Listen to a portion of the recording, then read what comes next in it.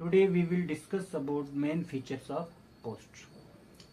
जब पोस्टर लिखोगे तो उस पोस्टर के जो है मेन फीचर्स क्या है. First feature is the title और you can say the heading. Title should be eye catching and relevant to the poster's theme. ये रेलिवेंट होना चाहिए पोस्टर के थीम के साथ और आई कैचिंग होना चाहिए. It may include a slogan, short words और rhyming words.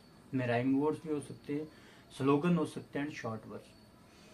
Use bold and capital letters for emphasis and letters of different size and shape. तो you can use letters of different size है. Capital letters का इस्तेमाल कर सकते हैं, bold letter का इस्तेमाल करना. Then second feature is the visuals. And visuals include sketches, drawings or relevant images to enhance the poster's appeal and ensure visuals are clear and relevant. Visuals जो है वो clear and relevant होने चाहिए. इसमें drawing का इस्तेमाल कर सकते हो, sketches का इस्तेमाल कर सकते हो and images का भी इस्तेमाल कर सकते हो. Then third feature is the content. Content का जो पहला पॉइंट है that is theme or you can say the subject. और theme या subject जो है it must clearly state the main topic of the poster.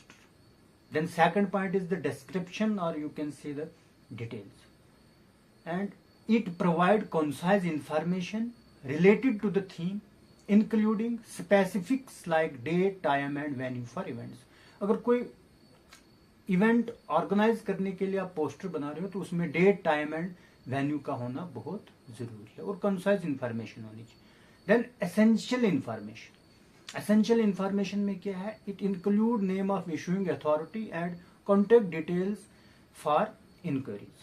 यहाँ पे जो इशूइंग अथॉरिटी है उसका नाम होना जरूरी है और कॉन्टेक्ट डिटेल्स जिसमें कॉन्टेक्ट नंबर एंड ईमेल जो है उसका होना भी बहुत जरूरी है. Then word limit. Posters often have a word limit that is 50 words.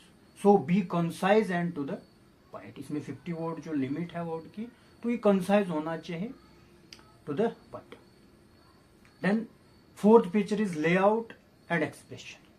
इसमें क्या होना चाहिए? प्रोपोर्शनेट स्पेसिंग होनी चाहिए. Use appropriate spacing between lines and paragraphs for readability.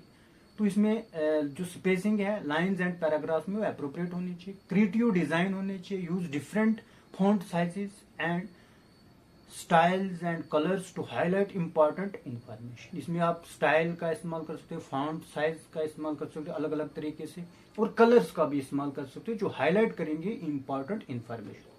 उसकी लैंग्वेज जो है that must be appropriate and accurate.